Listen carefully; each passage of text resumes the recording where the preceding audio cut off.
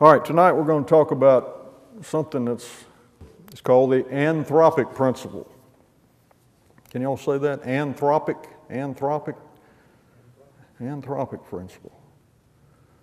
Now, anthro, A-N-T-H-R-O, means what? What does that mean? Anthro. What is an anthropologist? Molly, what's an anthropologist? Somebody that studies humans, right?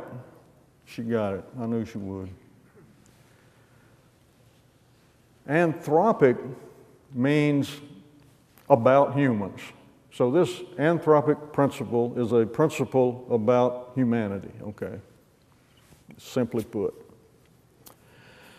Before we get going, we're going to defend the scripture. And that scripture is found in Isaiah 45, verse 18, one of my favorites. Now this scripture is it's a little bit of a recap of creation. Isaiah says, "For this is what the Lord says, He who created the heavens, He is God. He who fashioned and made the earth, He founded it. He did not create it to be empty, but formed it to be inhabited. He says, I am the Lord, and there is no other." That's a good, strong statement. So let's look at that little verse. He who created the heavens, the universe, He is God. He who fashioned and made the earth. Remember, we discovered in the scriptures that the earth wasn't created like the universe was. The earth was formed and made. You know, rocks came together early on, and the earth got bigger and more. It sucked in more space debris based on the physical laws of universal gravitation, and that's how the earth came about. God didn't do a miraculous thing. All He did the thing He did that was miraculous was He created the physical laws, and they took care of making earth. Okay. So Isaiah repeats that. He confirms that. He says, He who fashioned and made, Yatsah, Asa, form, shape, press it into shape. Asa means put something together from existing raw materials. Now listen to this one. He did not create it to be empty, but formed it to be inhabited. Now you go to Jupiter or Venus or Mars or Mercury, what do you find there? Hot, cold, rocky, nobody. Void, empty. No life of any kind, although they're desperately trying to find some. By the way, if you ever, here's a little thing about, being afraid of scientific discoveries. One of these days you may, and I'd give it a 50-50 chance, you may hear on the news that they've discovered evidence of life on Mars. Well, it wouldn't surprise me a bit. In fact, I'd predict it. But here's how it got there. It didn't get there by the way it got here. Back in the early days of the earth, when it was being, even after it settled down and life came about, it was still being struck by meteorites. Remember the meteorite that killed all the dinosaurs? Well, these things blow tons of debris out into space when they happen, particularly the one at Chicxulub that caused the extinction of the dinosaurs. And there were 5 or 4 other major extinction events between the Cambrian explosion and the last big extinction event 65 million years ago when the dinosaurs were taken out. So these meteorites come in, they hit just like you see on TV when they show this stuff, blows all sorts, tons and tons of rock out into space. Well, sooner or later, a piece or two of that rock's going to float around out there, and Mars is going to come, strolling by, and its gravity will bring it in. So one day, some scientist is going to see a funny looking rock laying on the ground with one of these rovers. They're going to pick it up, analyze it, and they'll see the imprint of a stromatolite or something like that, and then they'll declare life is found on Mars, therefore must be everywhere in the universe. That's good chance that'll happen. Don't be surprised. That's because that's what we found. By the way, we've got rocks that came from Mars on it, right now, in the same mechanism. God formed the earth to be inhabited. Now, here's a scientific test. We're going to put that scripture to a scientific test. If that's true, if God fashioned and made and formed the earth to be inhabited, there ought to be some scientific evidence to back that up. If he formed it by a snap of the fingers and then it just appeared, there wouldn't be a lot of evidence of any period of time and sequence of events and things like that. But when you read this scripture, it should leave some evidence because God prepared the earth. He fashioned, formed, made, he did some things. Now, he could have easily said, well, I just like the universe. He did use the word create, but it's more of a figure of speech than it is, because he clearly states in this scripture that he fashioned, formed, and made the earth.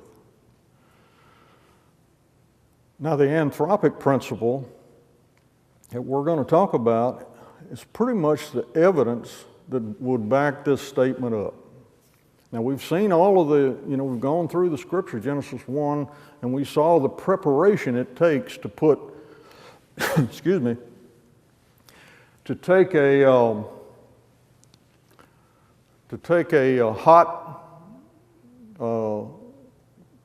piece of rock floating around in space with a poisonous atmosphere and turn it into what we see out around us now. It takes some doing to make that happen. And as we went down through Genesis chapter 1, we saw how that actually happened. If Isaiah 45:18 predicts that there would be a design, a plan, a sequence of events, things that had to be just right, because life, particularly complex life like human life, is very, very fragile, extremely fragile. And there's a lot of conditions that have to be met to make it work. So that's what the anthropic principle is about. Now, I know you're dying to hear a definition of it. Well, here it comes.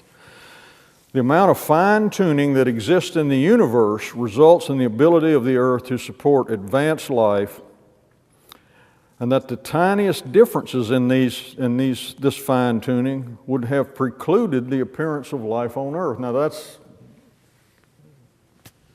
me boil that down a little bit. If the universe is found to be suitable for life, like Isaiah 45:18 says, it's going to be found to be fine-tuned, because, as I said before, life is an extremely fragile thing.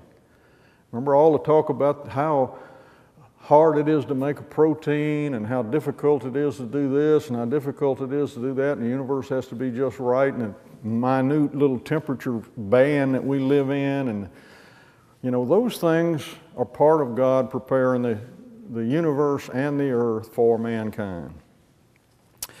Now, the anthropic principle has been around since 1973. A guy named Brandon Carter, physicist, came up with the term and the definition, and of course scientists have been arguing about it ever since. And many scientists would say, well, we're here, so we're just lucky. If all these things weren't so fine-tuned, we just wouldn't be here to talk about it. Well, that's kind of a cop-out. That's not the way scientists usually approach anything, They want to know why. Okay, so this anthropic principle, this principle about mankind, about humankind, came about in 1973. And since then, and I remember the first time I ever heard it, several years back, there were A couple of, Carl Sagan and a couple of those television astronomers were talking about, 100 different things that had to be right. We're going to talk about some of those in a minute. Now that number is way up there, a lot more than 100 things, and they're finding things every year that if they were a little bit different, life wouldn't exist. Now here's an interesting thing. You remember back when we had the discussion of philosophy, we talked about the argument from design. Well, the Anthropic Principle is the sister or the twin of the argument from design. It is the scientific version of the argument from design, that if you look at these things and you really appreciate what it takes for us to be sitting here tonight, you have to conclude that there was some design involved in it. Either that or you have to conclude that we're all here just by random chance. Which, as an engineer, I've always had a hard time with. I wondered how my career told my bosses, well, I don't know how to do that, so we're just going to take a chance. A chemical plant that could blow up and kill everybody in town. We're going to take a chance on it. I would have lasted about that long. Engineers don't take chances like that. Now, some of them are just plain stupid like anybody else, and they do some dumb things. But generally, when you're in that business, chance is your worst possible option. And so that's one of the reasons I kind of have a hot flash whenever I hear that these complex molecules, which I used to make for a living, just kind of, popped into existence in some warm little muddy hole back 3.8 million years ago. Okay, I'll get off my soapbox. But anyway, Anthropic Principle is the scientific version of the philosophical argument from design. Now this is a handsome guy, a fellow named Freeman Dyson. He's about 85 years old. He's a well-known astrophysicist, mathematician. I mean, he's way up there in the scientific circles. He's kind of the granddaddy of them now because he's so old, and he's still at work. And he said, the more I examine the universe and study the details of its architecture, the more evidence I find that the universe, in some sense, knew we were coming. Now, I don't know where Freeman Dyson stands with respect to his belief in God or not. I mean, I didn't check that out. But, I mean, here's a scientist making a statement like it sure looks like this is some kind of a plan, Now, here's another guy that you all have gotten to know very well over the past 10 weeks, Stephen Hawking. Now, Stephen Hawking is an atheist. And here's what he said in one of his books. It would be very difficult to explain why the universe should have begun in just this way, talking about the Big Bang, except as the act of a God who intended to create beings like us. Now he's saying it's very difficult to explain, but oh, by the way, I have an explanation, which he doesn't, of course. He's the guy that said if you've got the physical laws, you can create a universe, but never answers the question about where the physical laws actually came from. That's in his latest book. He says all you need are the laws of gravity and the universe will create itself. To which I ask, well, that's nice. Where did the laws of gravity come from, you suppose? Now, mathematicians, this stuff is pretty easy to analyze from a statistical probability standpoint. So they've done some work on it, and they've come out with numbers that are just astronomically impossible. I mean, there's no way that this number of things could have happened in some kind of conjunction together to produce what we see around us. The mathematical probability is so small as to be, absurdly impossible. But that doesn't deter guys like Hawking and Richard Dawkins and folks like that. They just pretty much ignore that. George Greenstein, he's an astrophysicist. And he made a quote a few years ago. Let me see if I got the whole thing here. I just got some notes, but he made a quote a couple of years ago that kind of got everybody's attention. He said, "As we survey all the evidence, the thought instantly arises that some supernatural agency," oh, shut my mouth, or rather agency with a capital A, must be involved. Is it possible, he poses this question, is it possible that suddenly, without intending to, we have stumbled upon scientific proof of the existence of a supreme being?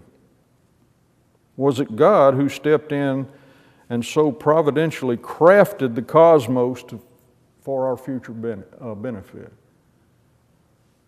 Dr. George Greenstein, is it possible, without having intended to, that we stumbled upon the scientific evidence that God exists? Now, how about that? So, even in the scientific world, this thing, and I've heard testimonies of scientists who said the Anthropic Principle by itself is what converted them from a belief, an atheistic position, into a belief in God. Just looking at the scientific evidence. Now, let's see what we have up here. Oh, Stephen Hawking. Even Hawking, every time he's asked about that quote, he kind of crawfishes a little bit. That's a Cajun term for backing up, if you've ever seen a crawfish. He kind of backs up and says, well, that was a metaphor I was using, God, chance, whatever. But he said God and used a big G. So, okay. So here's a few have actually claimed that an anthropic principle may be the scientific proof of the existence of God. How cool is that? Scientists think that this anthropic principle is so powerful that it cannot be ignored. Now, I'm going to tell you a few things about it now. So you're still probably sitting, I don't know what it is yet. It's still just a phrase that's particularly hard to say. So what is it? Well, it's really nothing more than just a huge long list of things that have to be just as they are. Any one of them, let's say this list is 275 long and growing every year. And if I took any one of those 275 things and changed it just a tiny amount, then life on earth would not have been possible. Now, somebody might say, well, you mean change, what, a dozen of these things? No, one. Every single one of this list of things, any single one of them, and life is not, complex life is not possible on earth. And some of them, if you change them, the universe itself is not possible. It couldn't have happened the way the scientists think it happened, or the way the Bible describes it that it happened. Changing the temperature range of, here would not have allowed liquid water on the earth, that kind of thing. So let's go, I'm going to go through a few of these, just a few of them tonight, because some of them get very technical, the ratio of the mass of a proton to the mass of an electron, that kind of stuff. We're not going to get into the real heavy-duty scientific stuff. I'm going to try to give you a few things that you can understand, and then you can use, if somebody ever questions you about it. Here, let's start with the size of the earth.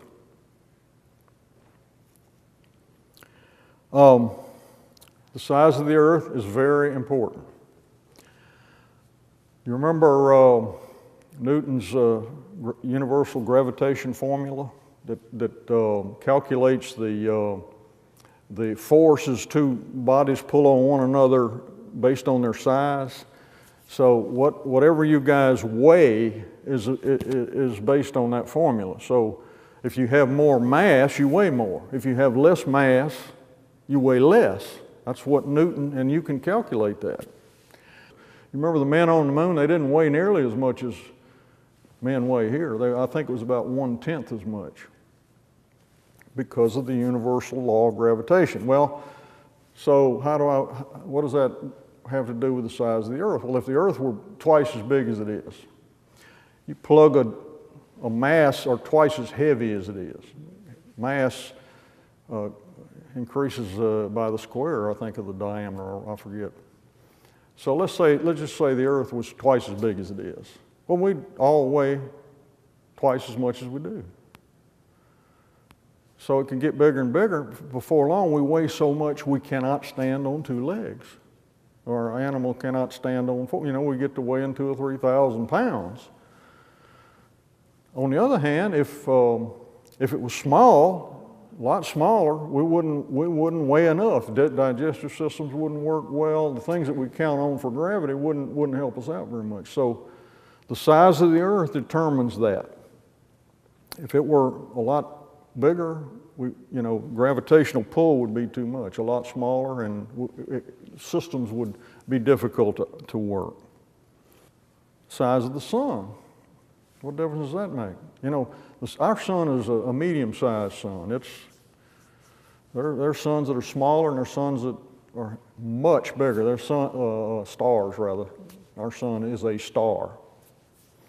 There are stars, I think, that are 12 or 1,500 times as big as our sun. Back to the old gravitational theory. Let's say the sun all of a sudden got bigger. Well, that would pull the orbit of the Earth out of whack, and might even pull the Earth into the sun if it got a whole lot bigger. Its gravity would be so much greater. If it was a smaller sun, then just the opposite. We wouldn't get enough heat. So too big, too much gravity, too much radiation. It's just right, just perfect for humans to exist. A little bit bigger, no way. Too much radiation, too much heat. A little bit smaller, not enough heat. So that's, if we had a sun, 1,200 times as big as the Earth, then, as big as our sun, then of course there wouldn't be any possibility of life. And when they're looking for planets out in space, these are the kind of things they're looking at. How big is the sun or the star that is hosting that? By the way, there are a lot of other planets out in space other than just the few that are in our solar system. There may be billions of them or even trillions of them, because there's 1 trillion billion stars. And so there's likely to be a lot of planets out there. And there may be one that's just exactly got the sun about our size and about in the same orbit.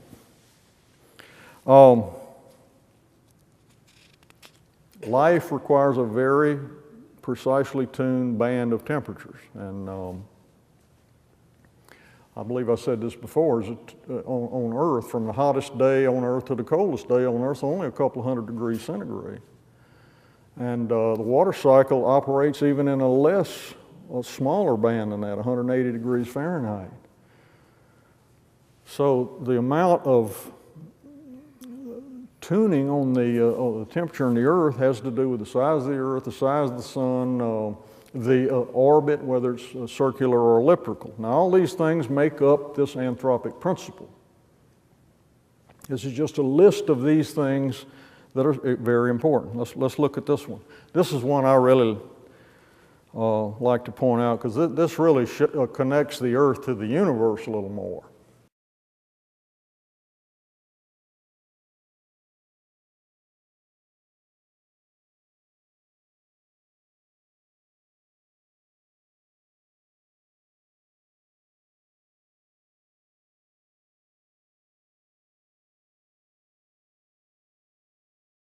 Now that picture obviously is not a real picture, some kind of artist conception, but we do have pictures like that of galaxies. It's just it's very difficult to take a picture like that from within a galaxy. But they've been able to put that together, and it's obviously very accurate. That's called a spiral galaxy. Most of the galaxies in the universe are spiral galaxies. They're kind of in some kind of rotating, they're moving around. Actually, there's our galaxy, and I won't name it because I'm going to be wrong. I think it's Andromeda, though, are headed on the collision course. They're going to, in a billion years, they're going to run into one another. Of course, we won't be around to see that, but it's obviously going to be spectacular because these stars are going to, their attractions are. Their gravity is going to start pulling them, and they're going to bump into each other. It'd be nice to watch. So this is the Milky Way. We're in the Milky Way. Our solar system, if you can see that, can you see that little dot I put up there? There's a little dot there at the end of that arrow. It says sun. Our solar system sits between two of those spiral arms. Now, what makes up the arms are stars and nebula. In other words, it's real dense in those spiral arms. A lot of stars, a lot of nebula, a lot of space debris, dust, stuff like that. But between the arms, it's pretty much open water. No water, but I mean just as a figure of speech. And that's where we're sitting, right out there in open water. So what if we were closer to one or the other of the spiral arms? Well, a couple of things could happen, all bad. If we were closer to all those big stars, it might and very likely would impact our orbit around the sun. Every time we come around, there'd be another star sitting over here that would kind of start warping our orbit. You get that?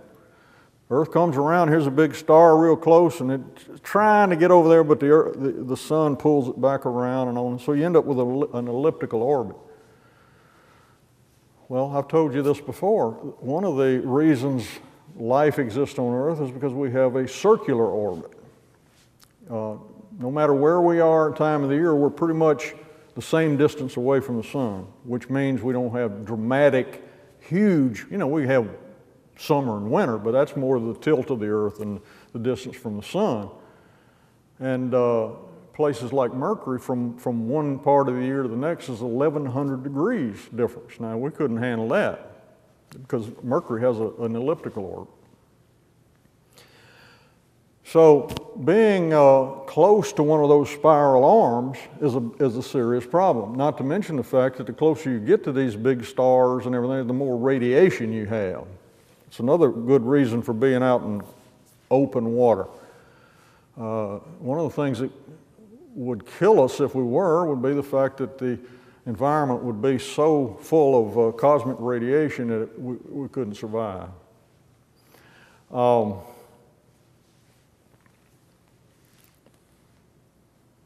So, most people don't ever think about the fact that we're placed right in the best.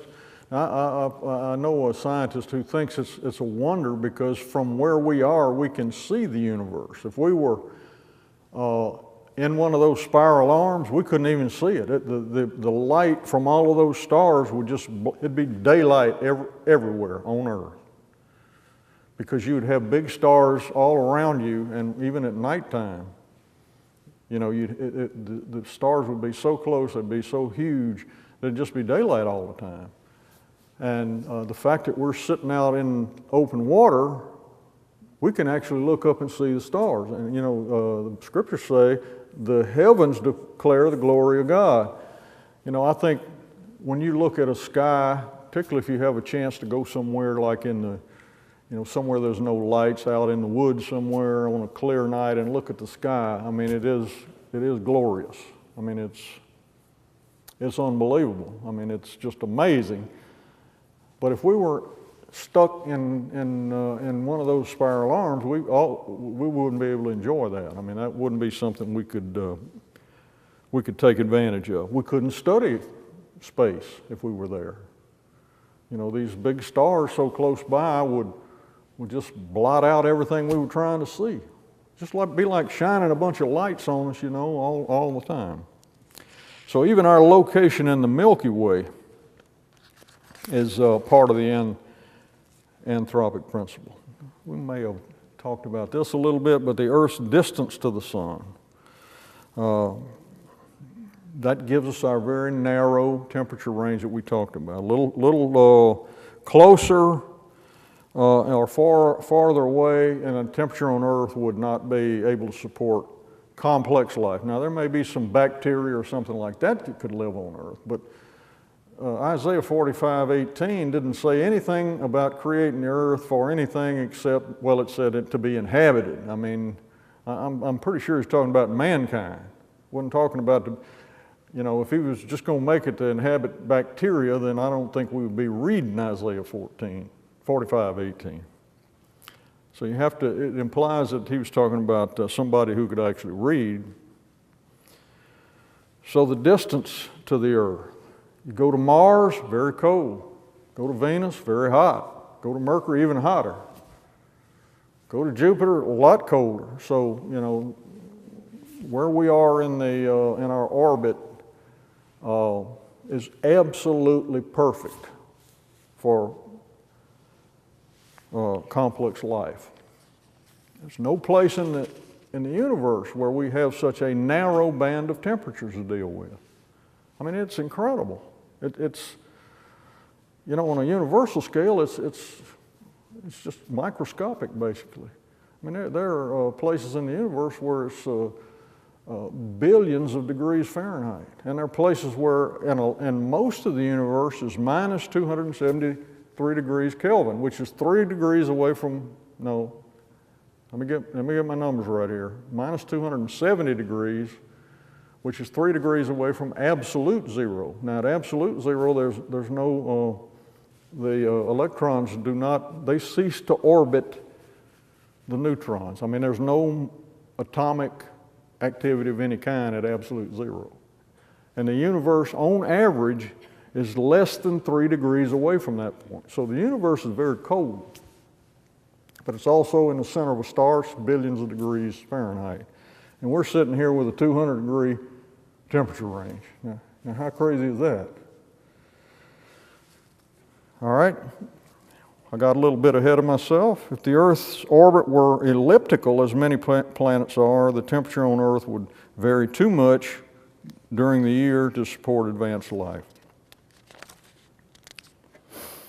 All right, here's another one you may not have ever thought about. Most people know that the Earth's core is made out of iron. We're called an iron planet. And I think scientists have pretty much concluded that unless it's an iron planet, it won't be able to support life. Now, you look out into space and you see some big planets. They're called gas giants. They're made out of solid gas, like you know, helium or something like that. They're made out of gas. If they were in our orbit, they would just, you know, they would just go away. They're frozen gas planets. They have no iron in them, or very little. Our planet is iron. Now, so what? Iron planet. Well, there's one feature of our Earth that keeps us alive, and it's called our magnetic field. If you were able to, and I've seen, you know, pictures of it. I mean, you can't take a picture of a magnetic field, but I guess you could with the right technology. But anyway, we get we have this magnetic field around our. Have you ever taken a positive magnet and a negative side of a magnet and tried to stick them together? They push apart. You know that? You've seen that? You take a magnet and push another magnet with it if it's oriented right. Well, that's kind of what happens with our magnetic field. Particles from space, harmful particles. And I'm not, when I say particle, I'm not talking about a rock. I'm talking about something very small. I mean, so tiny it could go right through us, we'd never know it.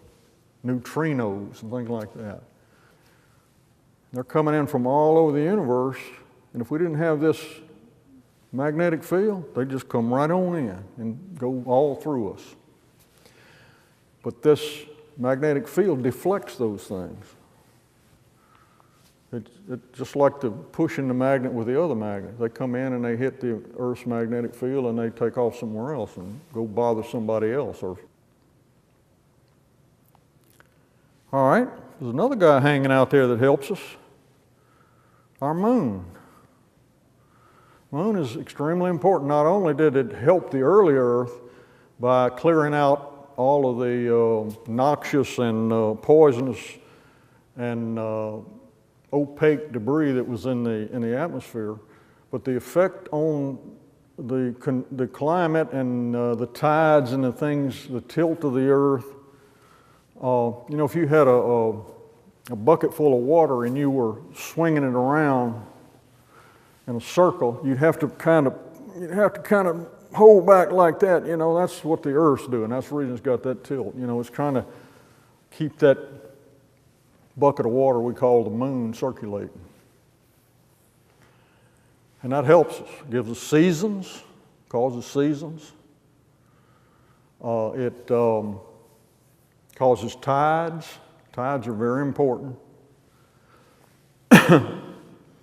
And it helps with complex life. Now, if we didn't have a moon, maybe single-cell life could exist on the Earth, but certainly not what Isaiah was talking about.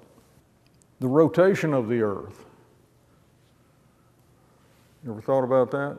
What if it was a lot slower? You know, our days would be real long. Let's say we had 48-hour days instead of 24-hour days. Can you imagine what it'd be like in September? You know? It would get to 150 degrees during the day, and in a 48-hour night, it'd probably cool down to below freezing. Say it was, you know, a week long rotation, what we call a week, 100 whatever many hours, 144 hours is 6 days, so say we had a 144-hour day. It'd get so hot, and that's because the Earth's turning slower, right?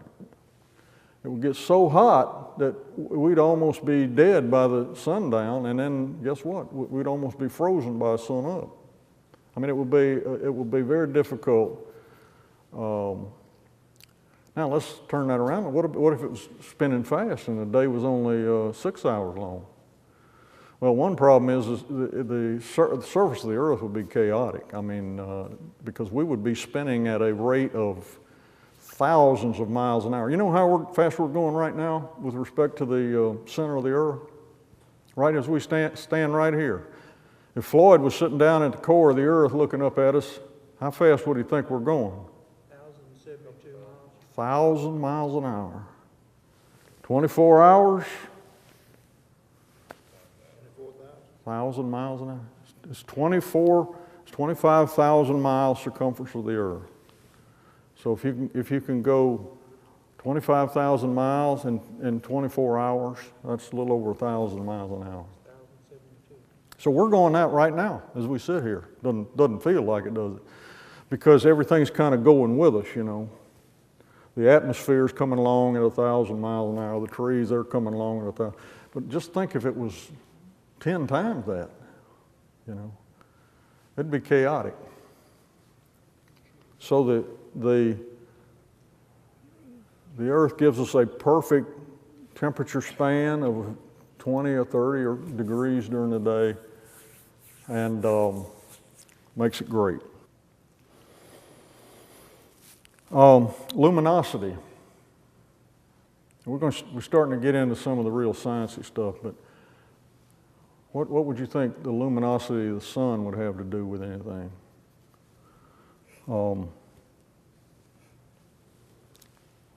Too bright, too much radiation, too much heat. And by the way, back in the early days of the Earth, the sun was when it was real young, because it's only a few million years older than the Earth.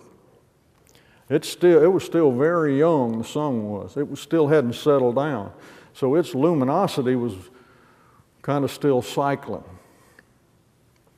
And life couldn't have existed, complex life, now bacterial life, but God did something kind of miraculously. He put a lot of water vapor in there, and that basically dampened out the cloud that was around the earth that Job talked about, and what we said, the earth was wrapped in a cloud for nearly 3.5 billion years, Only the sun came through about 1 billion years ago. Well, that dampened the effect of this. The sun was basically doing this. It was just throbbing. It was getting brighter and darker, But that was offset so life could come along. But the luminosity, if it were to get a lot brighter or a lot darker, it would have a terrible impact on us. Background radiation. X-rays, gamma rays, things like that are coming from deep space. If you go take a rocket ship out into space, radiation is a lot of it out there. And if we were to ever have a nearby star explode, what is that called? What? Supernova. Thank you, buddy. If it was fairly close, now there are no real close stars. The closest one's 4.43 light years away, which is 27 trillion miles or something like that. What's that name of that star? Alpha Centauri Proxima, closest star. But the fastest rocket ship we've ever built, it'd take 100,000 years to get there, so don't worry about it. But if it blew up, these supernovas give a blast of radiation.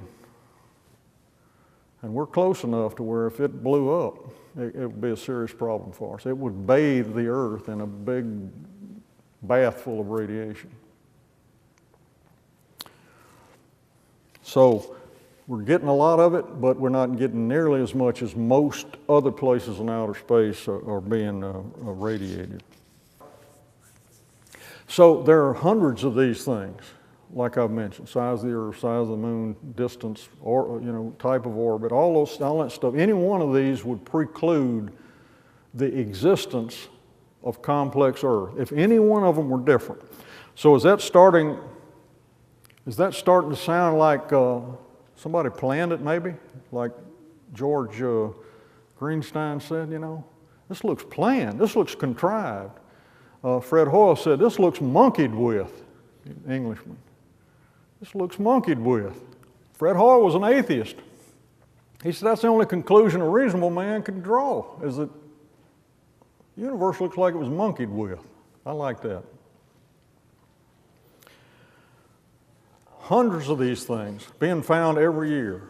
I've got an article in the book I wrote on that I didn't write, but it's just got line after line of very, very technical stuff.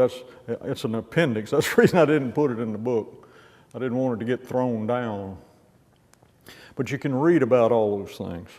There's the fine-tuning of the physical laws. You remember when we talked about the physical laws? And they have to be extremely, extremely precise. I mean, the stuff we've talking about now, have talked about so far, may be a few percent and you'd be okay. But these physical laws, they can't be off at all. And that's another thing, well, I say at all. They did, some scientists recently did a computer simulation. Now, they didn't take all the physical laws because there's no computer on Earth that can run a simulation like that. I mean, you'd basically have to recreate the entire universe from the Big Bang to today in a computer program. That's not going to happen.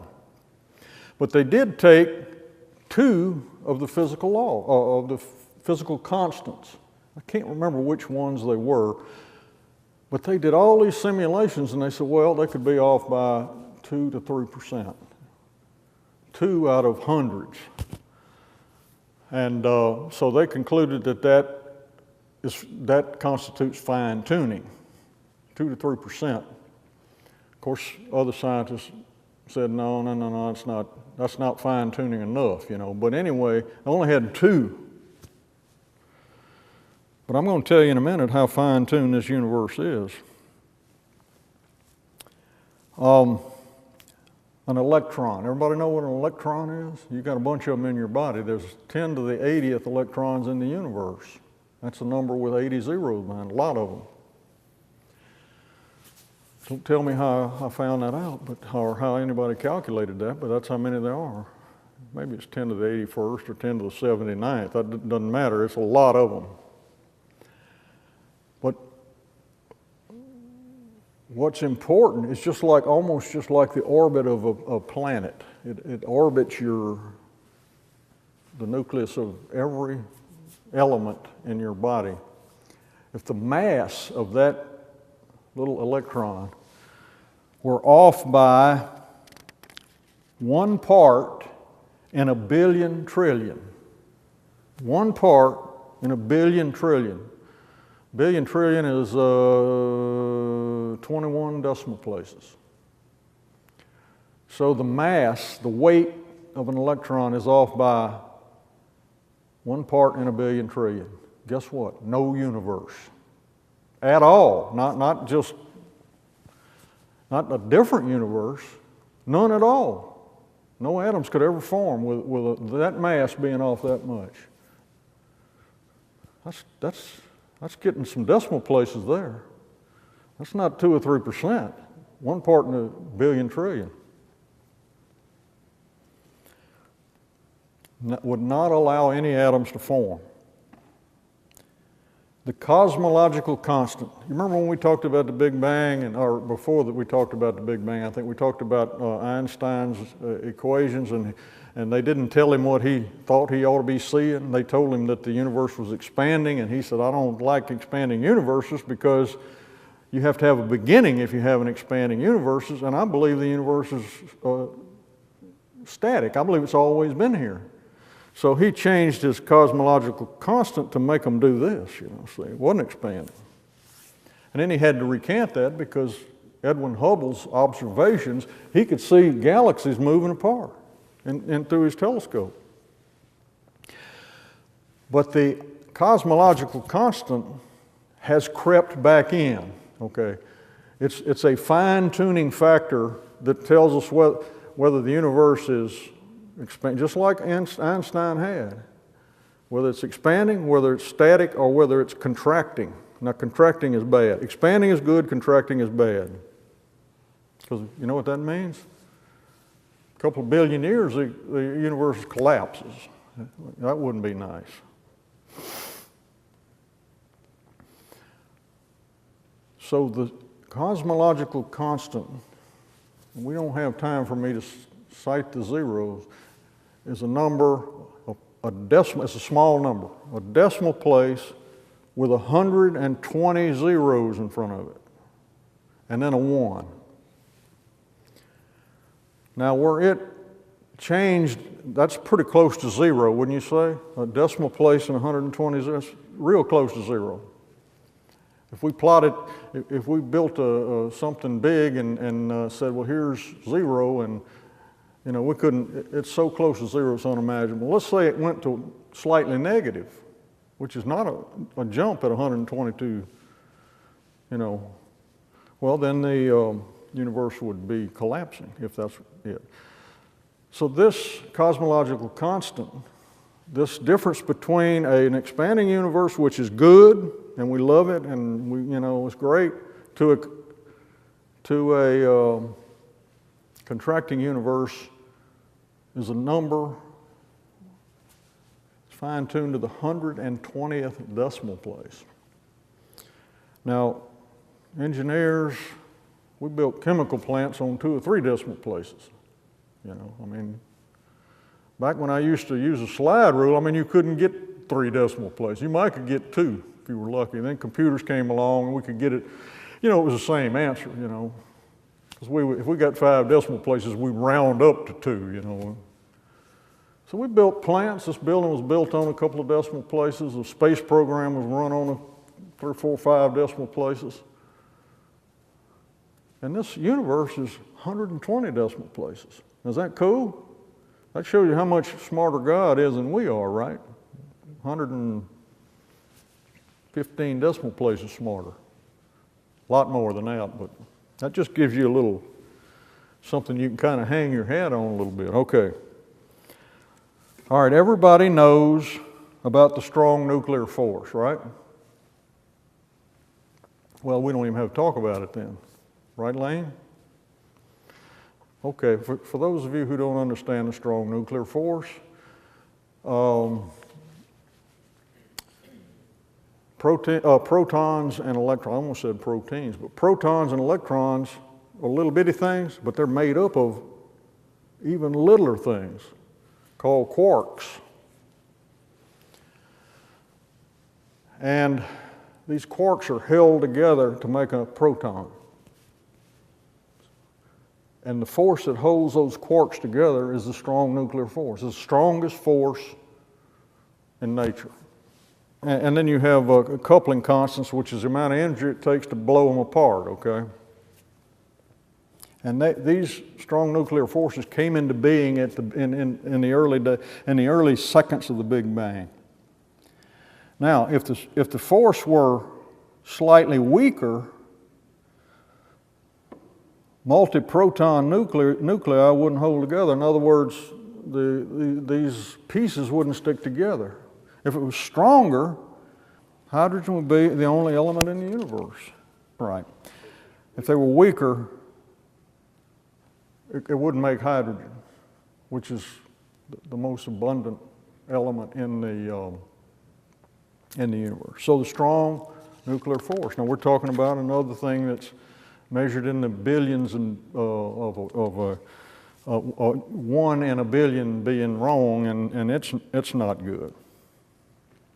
Strong nuclear force, the ratio of electron to proton mass. Proton is 1,836 times more massive than an electron. If they were slightly different, molecules would not form. That ratio is very important. If it were different, then molecules wouldn't form. You know, atoms might form, but molecules wouldn't. The Anthropic Principle is compelling evidence that our universe, our Earth, and life is supported by our Earth could not have had its origin in random chance. Did y'all see anything in there that kind of says that just random? Now, maybe one of them was random chance, but what about 200 and something of them being random chance and being so finely tuned? Now, Paul Davies, this guy up here, I think Paul is probably an agnostic because he's kind of taken up for some religious views in the past. He says, here's the questions he posed. Where do the laws of physics come from? He asked the question that Stephen Hawking wouldn't ask. Why is it that we have these laws instead of some other set? How is it that we have a set of laws that drives featureless gases to life, consciousness, and intelligence? He's asking that question. How can you explain the fact that just a bunch of chemicals can drive themselves into life and into intelligence and consciousness? Good question, Paul. He says, these laws seem almost contrived, fine-tuned. Some commentators have claimed that life and consciousness may emerge. Paul Davies. Hugh Ross, who some of you may know, has calculated the possibility of the probability, and he finds it at 10 to the minus 282. That is the mathematical probability that all of these things could have happened by chance. Now, 10 to the minus 50 is impossibility. 10 to the minus 50, and it can't happen no matter how many tries. And the probability of the Anthropic Principle being the result of random chance is 10 to the minus 282. So I would say that's beyond impossible. What do you think? You know, last week you had a choice. You could believe in evolution, but it caused you to believe in the impossible. no compelling scientific evidence. Numbers against it were hugely impossible? Or is it more reasonable to believe that there was some intelligence behind complex life on Earth? And see, that's where the anthropic principle becomes very important, because it's basically vast amount of scientific evidence that said this universe, as